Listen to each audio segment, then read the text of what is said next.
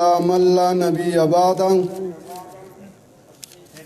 أما بعد فأعوذ بالله من الشيطان الرجيم بسم الله الرحمن الرحيم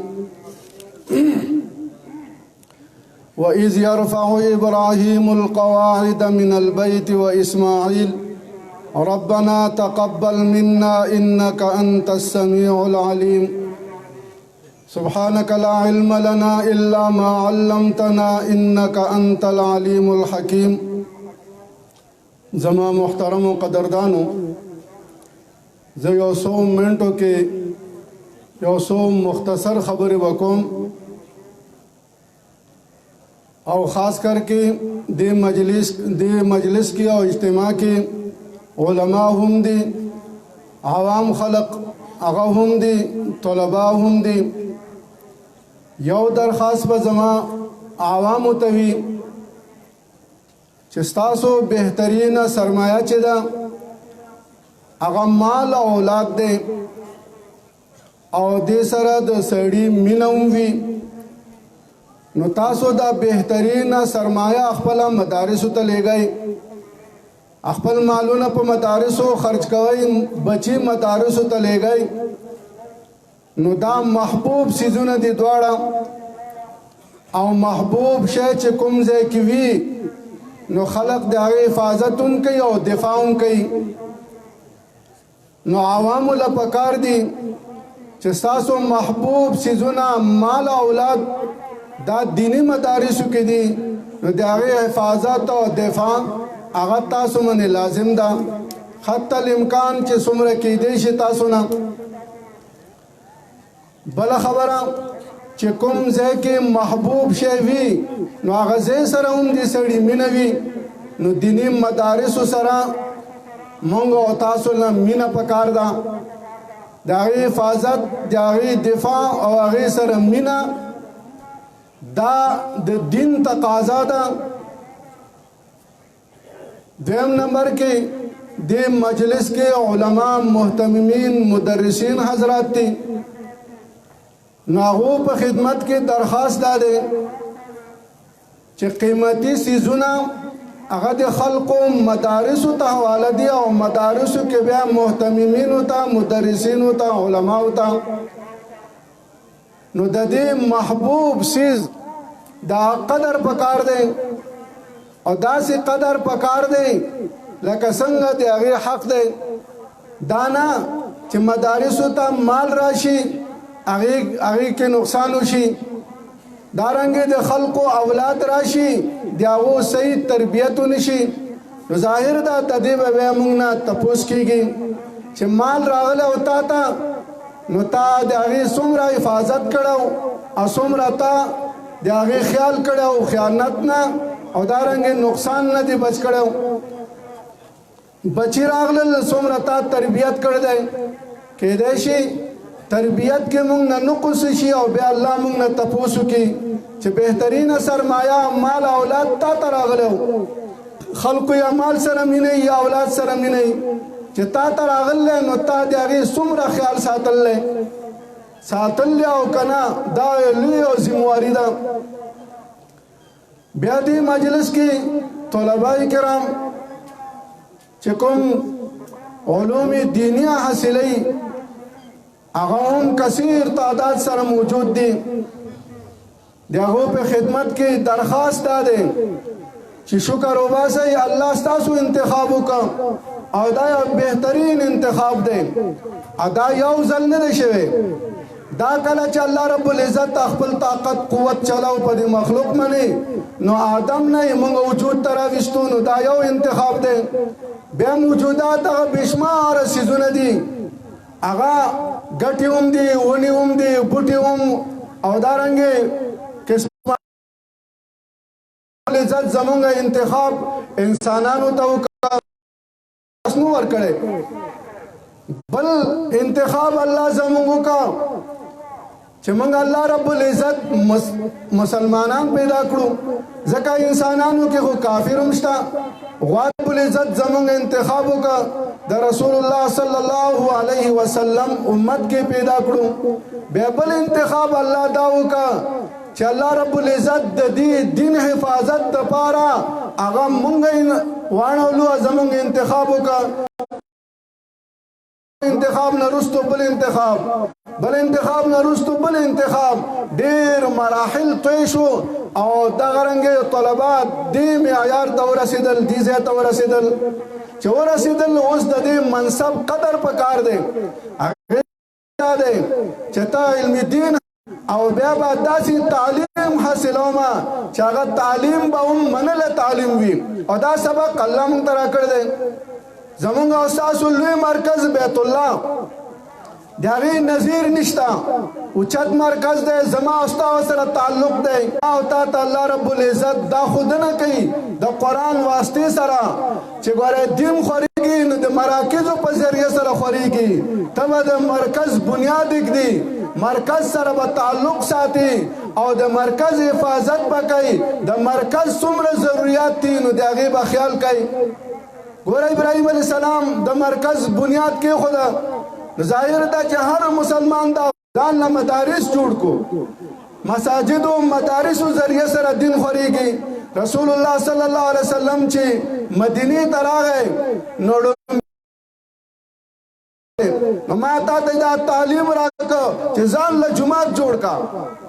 دا یو ډېر بهترین کار دی، ځکه سړی خپل جومات وي، مسجد وي، نو هغه دین مخې ته خورولی شي، او چې د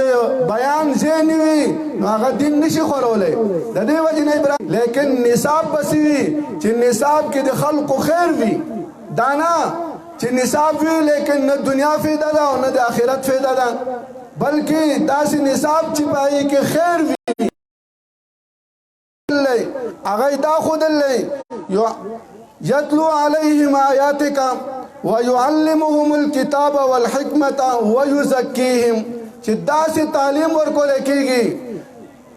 داسې مرکز کې داسې تعلیم ورکولی کېږي نو دا خیر به خورېږي. مطلب کتاب دی دا به پړاویږي نو د دې نظیر نشته. مونږ او تاسو له په دې فخر پکار دی چې زمونږ بهترین مرکز بیت الله، زمونږ بهترین معلم رسول الله او زمونږ بهترین نصاب هغه کتاب الله، دې باندې شکر پکار دی او دې باندې د الله حمد پکار دی. زما محترمو دغه شانتي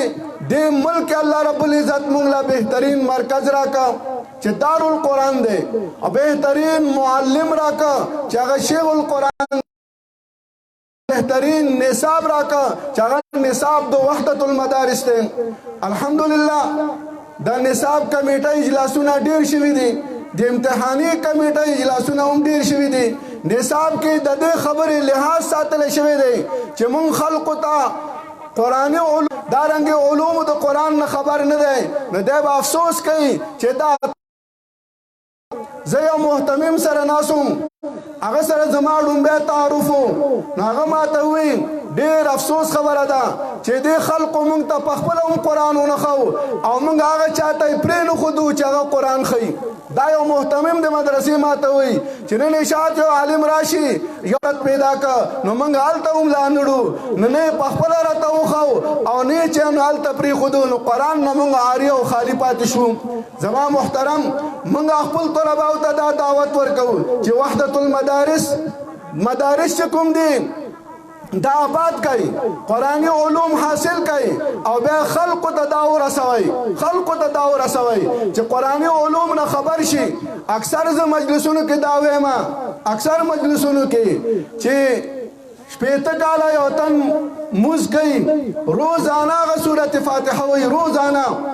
هغه سهار مونځ کې 2 ځله، ماسپښین فرض مونځ کې 4 ځله، مازدیګر هغه 4 ځله، ماښام هغه 3 ځله، ماوستن هغه 4 ځله، ویترو کې هغه 3 ځله، دا 18 ځله فرضو کې جوړیږي. بیا سنت دی کوي، نفل کوي، بېشماره ځله دی وایي، لیکن د فاتحې مقصد نه خبر نه دی. 8 کاله هغه عمر تیر شو، د فاتحې مقصد نه خبر نه دی. زما محترم زه تاسو ته 2-3 منټو کې د فاتحې او څو خبرې کوم عوامو ته خاص کر کې هغه یو دا چې کله تاسو مونځ کوئ نو فاتحې باره کې تاسو 9 خبرې ذهن کې کېدای 9 خبرې بیا مونځ ته ودرېږئ نو مونځ به بیا تاسو له خوند راکوي علما او طلبا او خبردار دي عوامو ته دا وایم 9 خبرې سورت فاتحې کې زده کوي او بیا کله چې مانځه ته ودرېږئ دا 9 خبرې مخې ته کوي انشاءالله بیا به مونځ ته له خوند درکوي اوله خبره دا الله اول آیات کې د فاتحې دا وایي الحمدلله رب العالمین ستا خالق او ستا مربي زم چې ته مانځه ته ودرېږې ستا ذهن بدای الله پیدا کړی زما تربیت الله کړ دی دویمه خبره الرحمن الرحیم پیدایش نه وروستو زما څه ضرورتو هغه الله مال راکوي نعمتونه الله مال راکړي دي دارنګې مصیبتونه نه یې زه په امان کړی ما نو الرحمن الرحیم دریم دا چې آخرت کې زما جزا او سزا دا د الله په لاس کې ده مالک یوم الدین نو قرآن ما او تا ته دې آیتونو کې 3 خبرې ښیي چې ای انسانه ستا ماضي تعلق الله سره و الحمدلله رب العالمین ستا د حال تعلق الله سره دی الرحمن الرحیم ستا د استقبال تعلق الله سره دی مالک یوم الدین نو 3 خبرې ستا ماضي تعلق الله سره ستا د حال تعلق الله سره ستا د استقبال تعلق الله سره نو ته 3 طریقو سره الله سره تعلق جوړ کا عبادت استعانت او هدایت نو ایاک نعبدو کې دا وایي چې الله زما ماضي تعلق ستا سره زما د حال تعلق تا سره زما د استقبال تعلق تا سره نو زما عبادت هم ایاک نعبدو تا دپاره زما استعانت هم ستانه نو عبادت استعانت او هدایت نو دا شپږ خبرې شلې چې عبادت ستا کوم استعانت امداد تا نه غواړم دا په خپل طریقې نه بلکې اهدنا الصراط المستقیم چې عبادت هم زما په صحیح طریقه وي استعانت هم زما په صحیح طریقه وي نو اعلی بغه هدایت وي نو 3 خبرې دا شوې اول دا چې خالق او رب الله دی بل دا چې نامونه الله راکوي بل دا جزا سزا دی الله لاس کې دا بل دا چې عبادت او استعانت او هدایت د تعلق الله سره پکار دی اوس 3 خبرې نورې کوي شپږ داشلې 3 خبرې نورې چې به ځنې و دې سره موافق خلق وي دا شپږ خبرې به مني چې رب زما الله دی رحمت انعامات مال الله راکوي قیامت کې به جزا سزا د دې واقدار الله دی عبادت استعانت او دارنګ هدایت د دې تعلق الله سره دی